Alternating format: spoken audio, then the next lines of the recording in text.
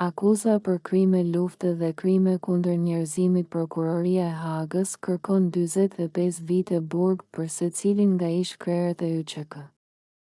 Në dhomat e specializuara të Kosovës me seli në Hagë po zhvillohet një nga proceset më të rëndësishme gjyqësore që lidhet me luftën e Kosovës.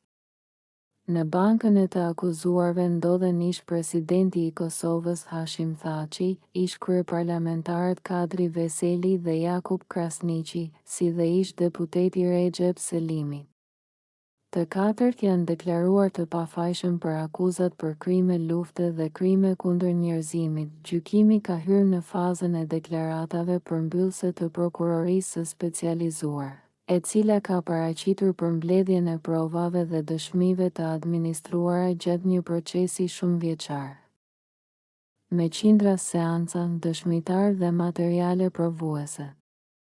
Çështja trajton ngjarje që sipas aktakuzës lidhen me periudhën e luftës dhe menjëherë pas saj, në vitet 1998, 1999. Prokuroria e specializuar, Kimberly Este ka nisur fjalën e saj duke thënë se gjykata speciale është bërë trup funksional, i suksesshëm në një periudhë relativisht të shkurtër, pavarësisht frikës, stigmës dhe situatave me të cilat janë përballur dëshmitarët dhe familjarët e tyre nga një grup i kufizuar, por me zë, në Kosovë, këta dëshmitarë kanë dëshiruar kaq shumë të vërtetën që të dalë në pa, prandaj pavarësisht kësaj kanë përzgjedhur të bashkëpunojnë me zyrën time dhe të japin dëshmi para kësaj gjykate.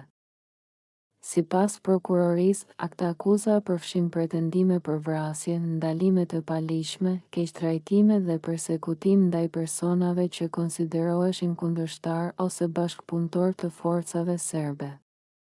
Prokuroria pretendon se janë vrarë rreth 100 persona dhe qindra të tjerë janë abuzuar në dhe rreth mbi 50 qendrave të ndalimit të lidhura me Ushtrinë Çlirimtare të Kosovës, YÇK. Kjo çështje ka të bëjë me qëllimin e 4 të akuzuarve për të fituar dhe ushtruar kontroll në gjithë Kosovën. Kjo vendosmëri për kompetencë dhe fuqi u has me diçka, dhe kjo kishte të bënte me persona që kishin dalë si kundërshtar ose përcaktoheshin se ishin bashkëpunëtor me forcat serbe, ose zyrtar serb, ose që nuk mbështesinin synimet e UÇK-s. Theksoi se prokuroria nuk kërkon përgjegjësi penale për organizatën YÇK si strukturë, por për përgjegjësinë individuale të akuzuarve.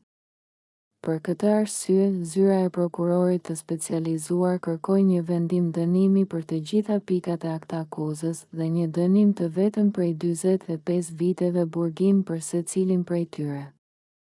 Zyra e prokurorit të specializuar kërkon vendim dënimi për të gjitha pikat e aktakuzës dhe një vendim të vetëm prej 45 viteve, mbështetur në kontributet individuale të krimeve të kryera nga secili prej personave, Hashim Thaçi, Kadri Veseli, Recep Selimi dhe Jakub Krasniqi.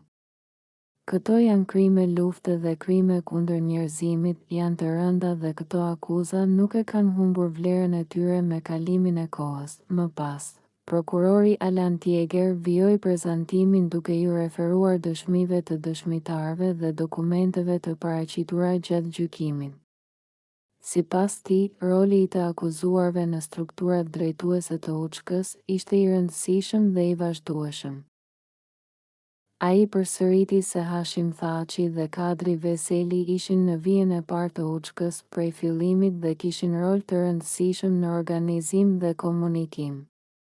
Tjeger përmendi që të dy kanë shkuar në Zvicër më 1994 dhe deri më 1998 janë kthyer në Kosovë çdo 3-4 muaj dhe kanë qëndruar aty për disa javë secilën herë.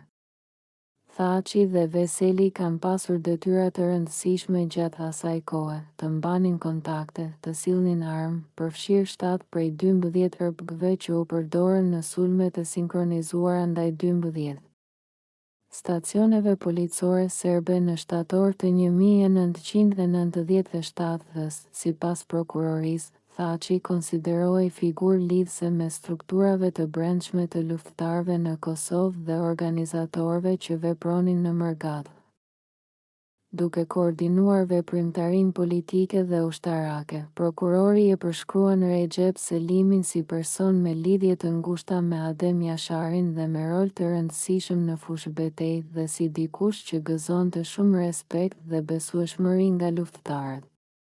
Sipas prokurorisë, Selimi ka qenë organizator dhe pjesëmarrës në sulmet e vitit 1997 kundër forcave serbe. Ai gëzonte shumë respekt si ish i burgosur politik.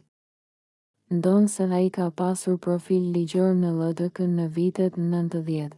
Ai kishte kontakte me Adem Jasharin më 1991 dhe ishte përfshirë në YÇK prej 1993 dhe na ka shpjeguar se ju bashkua shtabit të përgjithshëm më 1997.